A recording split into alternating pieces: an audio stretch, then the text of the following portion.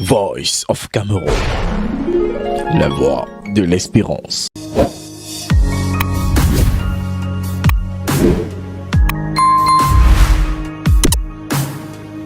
Une reconversion dans l'agriculture après des années de gloire dans le football.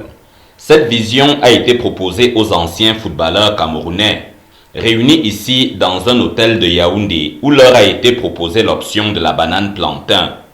Un marché potentiel qui leur permettra de garder cette dignité financière à laquelle elles ont habitué les primes de match. La banane plantain, c'est les millions. Tout le monde mange la banane plantain.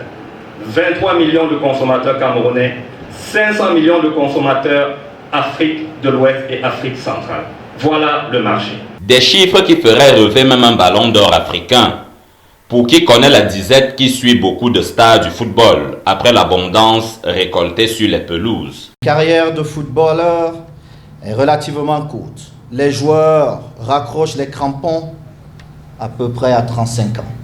Pour certains chanceux comme nous, d'autres disent des surdoués, je suis allé jusqu'à 37 ans. Maldini un peu plus. À cet âge-là, on a toute la vie devant soi. En tout cas, on a encore une trentaine d'années de vie active. Tout le monde ne peut pas devenir entraîneur ou dirigeant du football. Les postes dans l'administration de notre sport ne sont pas assez nombreux pour caser tous les anciens footballeurs. Cette rencontre, initiée par le ministère de l'Agriculture et du Développement rural, à laquelle se sont associés des partenaires, a lieu alors que se prépare la fête internationale de la banane plantain qui aura lieu dans la région du Sud-Ouest. Une occasion propice pour une opération marketing sur l'agriculture, activité encore perçue avec dédain par beaucoup. Une rencontre qui permet de dissiper définitivement tous les préjugés que le public et particulièrement les jeunes entretiennent autour de la pratique des métiers agricoles.